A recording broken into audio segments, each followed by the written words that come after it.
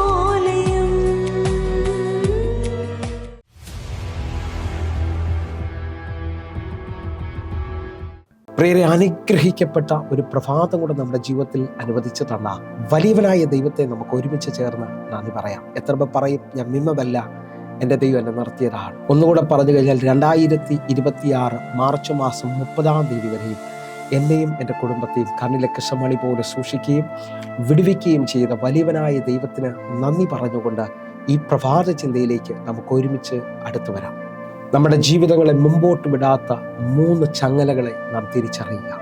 പ്രിയരെ, പ്രാരംഭ വാക്യത്തിലേക്ക് യെശയ്യാ പ്രവാചകന്റെ പുസ്തകം 43-ാം അധ്യായം അതിൻ്റെ 18-ാമത്തെ വാക്യം. മുമ്പുള്ളവയെ നിങ്ങൾ ഓർക്കേണ്ട, പണ്ടുള്ളവയെ നിങ്ങൾ നിരൂപിക്കുകയും വേണ്ട. ഈ പ്രഭാതത്തിൽ നാം ചിന്തിക്കുന്നത് നമ്മെ മുമ്പോട്ട് വിടാത്ത 3 ചങ്ങലകളെ കുറിച്ചാണ്. അതിനകത്ത് നിന്നുകൊണ്ട് ഈ വചനം ഞാൻ ഒന്നുകൂടെ ഒന്ന് ഓർപ്പിക്കുന്നു. മുമ്പുള്ളവയെ നിങ്ങൾ ഓർക്കേണ്ട, പണ്ടുള്ളവയെ നിങ്ങൾ നിരൂപിക്കുകയും വേണ്ട. വലിയവനായ ദൈവം നമ്മുടെ ജീവിതത്തിനകത്ത് ഒരു പുതിയ പ്രത്യാശ തരുന്ന വചനമാണ് ഇന്ന് നമ്മൾ ചിന്തിക്കുന്നത്. ഇതിനെ തുടർന്ന് 19-ാമത്തെ വാക്യം എല്ലാവർക്കും സുപരിചിതമാണ്. ഇതാ ഞാൻ പുതിയതൊന്ന് ചെയ്യുന്നു. നിങ്ങൾ വിശ്വസിക്കാൻ പറ്റുമെങ്കിൽ ഈ ചങ്ങലകൾ നിങ്ങളുടെ ജീവിതത്തിൽ പൊട്ടിയാൽ നിങ്ങൾക്ക് പുതിയത് വെളിപ്പെട്ട് വരാൻ പോവുകയാണ്. ദൈവികമായ സന്ദേശത്തിനകത്ത് നമ്മൾ നിൽക്കുമ്പോൾ ഈ വചന പശ്ചാത്തലം എഴുതിയിരിക്കുന്നത് ഇസ്രായേൽ മക്കൾ ബാബിലോണിൽ അടിമത്വത്തിൽ ജീവിക്കുമ്പോഴാണ്. ആ പ്രവാസത്തിൽ നിൽക്കുന്ന സമയത്താണ് ഈ വചനം എഴുതപ്പെടുന്നത്. അവരുടെ ജീവിതത്തിനകത്ത് എല്ലാ പ്രതീക്ഷകളും പ്രത്യാശയും നഷ്ടപ്പെട്ടുകൊണ്ട് അവർ നിരന്തരം പറഞ്ഞുകൊണ്ടിരുന്ന 2 വാക്കുകൾ ഉണ്ടായിരുന്നു. അതിനകത്ത് ഒന്നാമത്തതാണ്, തങ്ങൾ ചെയ്തുകൊണ്ടിരുന്ന തെറ്റുകൾ നിമിത്തമാണ് തങ്ങൾക്ക് ഈ ദുരനുഭവങ്ങൾ ഉണ്ടായിരിക്കുന്നത്. ആ നിലയിൽ അവർ കുറ്റബോധത്തിലായിരുന്നു. രണ്ടാമത്തത്, ഇനി തങ്ങൾക്കൊരു പഴയ പ്രതാപകാലം ഉണ്ടാകുമോ എന്ന് പറഞ്ഞുകൊണ്ട് അവർ നിരാശപ്പെട്ടുകൊണ്ടിരുന്നു.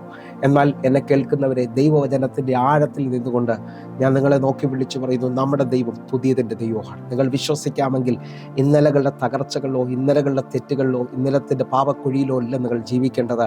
യേശുവിൻ്റെ രക്തത്തിലും യേശുവിൻ്റെ നാമത്തിലുള്ള വീണ്ടെടുപ്പിൽ വിശ്വസിച്ചുകൊണ്ട് ദൈവം നിങ്ങളുടെ ജീവിതത്തിൽ ഇതാ പുതിയ കാര്യങ്ങൾ ചെയ്യുമെന്നുള്ളത് തിരിച്ചറിയുക. ആ നിലയിൽ നിന്നുകൊണ്ട് ഈ 3 ചങ്ങലകളെ നമ്മളൊന്ന് ചിന്തിക്കുകയും പ്രാർത്ഥിക്കുകയും ചെയ്യാൻ പോകുന്നു. ഒന്നാമത്തെ ചങ്ങല എന്ന് പറയുന്നത് ഇന്നലകളുടെ പരാജയവും കുറ്റബോധവുമാണ്.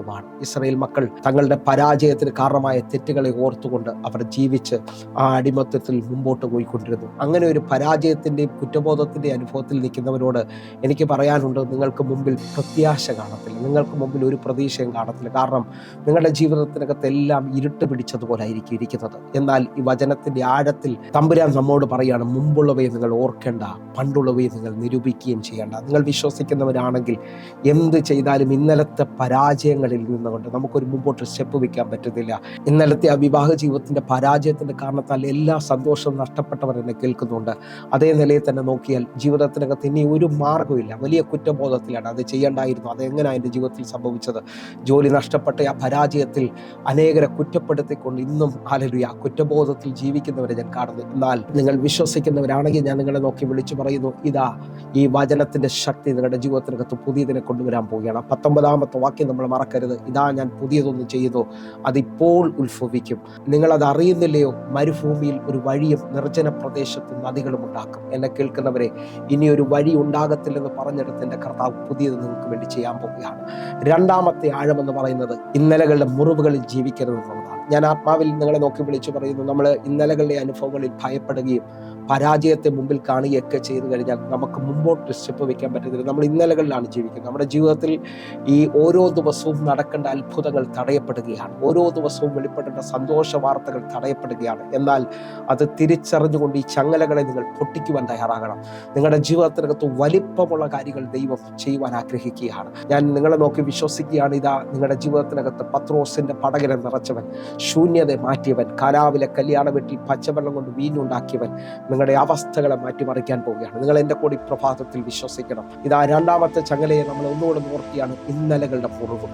ഹല്ലേലൂയ. ഇത് മനസ്സിലാകേണ്ടതിന് വേണ്ടി കഴിഞ്ഞ ദിവസങ്ങളിൽ ഞാൻ കേട്ട ഏറ്റവും വലിയൊരു എക്സാമ്പിൾ ഞാൻ നിങ്ങളുമായി പങ്കുവയ്ക്കുകയാണ്. ഒരു വലിയ ആശ്രമം, പുറമെ നോക്കിയാൽ വളരെ മനോഹരമായി ഈ ആശ്രമത്തിൽ അനേക ശിഷ്യന്മാരും ഗുരുവും വളരെ സന്തോഷത്തോടെ മുമ്പോട്ട് പോയിക്കൊണ്ടിരിക്കുകയാണ്. അതിനകത്ത് ആശ്രമത്തിൽ അവരുടെ ടേബിൾ വെക്കുവാനായിട്ട് വിദേശത്തു നിന്ന് വലിയൊരു കപ്പ് കാണാൻ വളരെ മനോഹരമാണ്. അതിനകത്തൊരു ശിഷ്യൻ ആ ടേബിൾ ക്ലീൻ ചെയ്തുകൊണ്ടിരിക്കുന്ന സമയത്ത് അവൻ്റെ കൈ തട്ടി ആ കപ്പ് താഴെ വീണ് ഉടഞ്ഞു പോവുകയാണ്. പെട്ടെന്ന് അവൻ ഭാരപ്പെട്ട് എല്ലാം തീർന്നു, തൻ്റെ ആശ്രമവാസം തീർന്നു, തൻ്റെ എല്ലാ പ്രതീക്ഷകളും എല്ലാം തീർന്നു എന്ന് പറഞ്ഞുകൊണ്ട് ദുഃഖിതനായി വളരെ ഭയന്ന് വിറച്ചു നിൽക്കുകയാണ്. അവൻ ആ ഭാരപ്പെട്ടുകൊണ്ട് നിൽക്കുമ്പോൾ തൻ്റെ ഹൃദയത്തിൽ തോന്നി ഗുരുവിനെ കണ്ട് കാര്യം സംസാരിക്കാം. ആ ഉടഞ്ഞ കപ്പിൻ്റെ മുറികളുമായിട്ട്, ആ കൂർത്ത മുനയുള്ള കപ്പിൻ്റെ മുറികളുമായിട്ട് അവൻ ഇതാ ഗുരുവിൻ്റെ അടുക്കൽ ചെല്ലുകയാണ്. ഗുരു അത് തൻ്റെ കയ്യിലിരിക്കുന്നത് കണ്ടപ്പോൾ തന്നെ ചോദിച്ചു, കപ്പ് ഉടഞ്ഞു പോയോ എന്ന് ചോദിച്ചു. പെട്ടെന്ന് ആ ശിഷ്യൻ നിലവിളിയോടെ പറയുകയാണ്, എല്ലാം അവസാനിച്ചു, എല്ലാം തീർന്നു, എന്നെ പറഞ്ഞു വിടരുത്, എന്നെ ഒന്നും ചെയ്യരുത് എന്ന് പറഞ്ഞുകൊണ്ട് അവൻ നിലവിളിക്കുമ്പോൾ ഗുരു തന്നോട് പറയുകയാണ്, നിന്റെ കയ്യിലിരിക്കുന്ന ആ മൂർച്ചയുള്ള,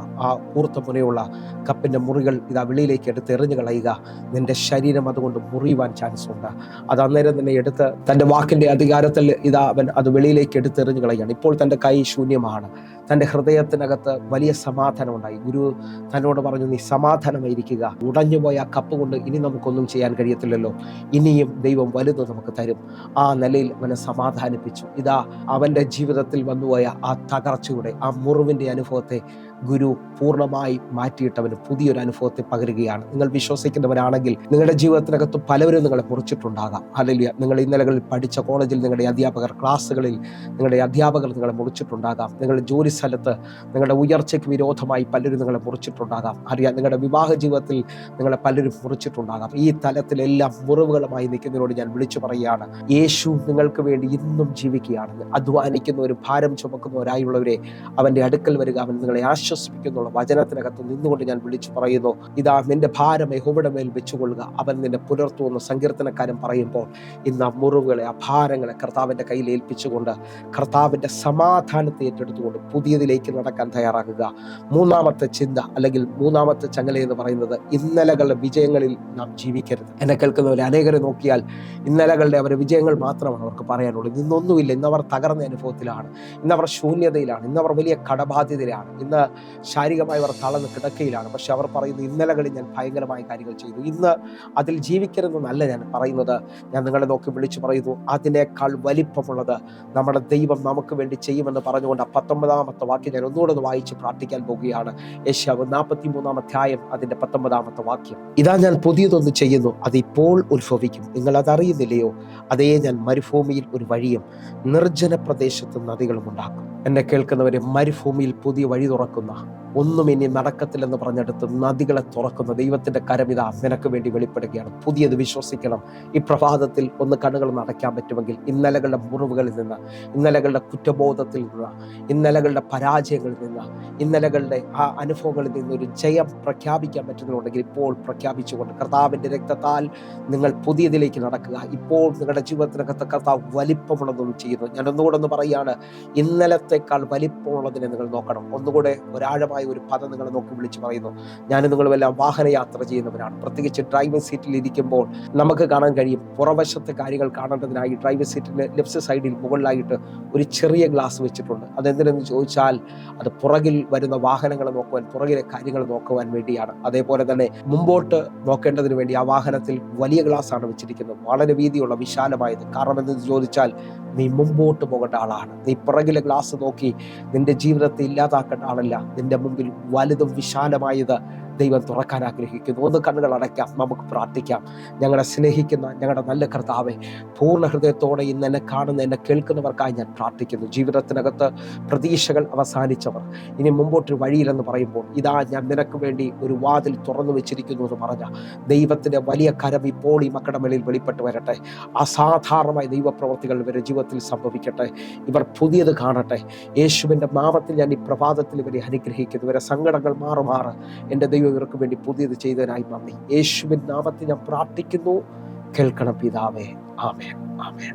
പ്രിയരെ, പ്രഭാത സന്ദേശം നിങ്ങൾക്ക് അനുഗ്രഹമാകുന്നുവെങ്കിൽ നമ്മുടെ യൂട്യൂബ് ചാനൽ സബ്സ്ക്രൈബ് ചെയ്യും, ഫേസ്ബുക്കിലേക്ക് നിങ്ങൾ ജോയിൻ ചെയ്യണമെന്ന് ഓർപ്പിക്കുന്നു. അതേപോലെ തന്നെ എന്നെ കേൾക്കുന്നവരെ യൂട്യൂബ് ലിങ്കുകൾ നിങ്ങൾക്ക് അനുഗ്രഹമാണെങ്കിൽ നിങ്ങൾ ഒരാൾക്കും കൂടെ ഈ ലിങ്ക് അയച്ചു കൊടുക്കണം. അവരും കൂടെ നിങ്ങളാൽ അനുഗ്രഹിക്കപ്പെടേണ്ടതിനായിട്ട് നമുക്ക് ഒരുമിച്ച് ഈ ദിവസങ്ങളിൽ ഒരു സൈന്യത്തെ പോലെ എഴുന്നേൽക്കാൻ പ്രിയരെ. എന്നെ കേൾക്കുന്നവരെ, നിങ്ങൾക്ക് ഇപ്പോൾ തന്നെ വിളിക്കുകയും പ്രാർത്ഥിക്കുകയൊക്കെ ചെയ്യാൻ പറ്റുന്നുണ്ടെങ്കിൽ വിളിക്കണം. അതേപോലെ എല്ലാ ദിവസവും വൈകിട്ട് ഇന്ത്യൻ സമയം 6 മണിക്ക് നമുക്ക് സൂമിൽ ആരാധന നടക്കുന്ന അനേക ആയിരങ്ങൾക്ക് ഇത് വിടുതലും അനുഗ്രഹമായിട്ടുണ്ട്. നിങ്ങൾക്ക് നേരിട്ട് കാണാൻ പറ്റുമെങ്കിൽ കടന്നു പറഞ്ഞ് ഓർപ്പിക്കുന്നു. വലിയ ദൈവപ്രവർത്തികൾ സംഭവിക്കട്ടെ. God bless you. ആമേൻ.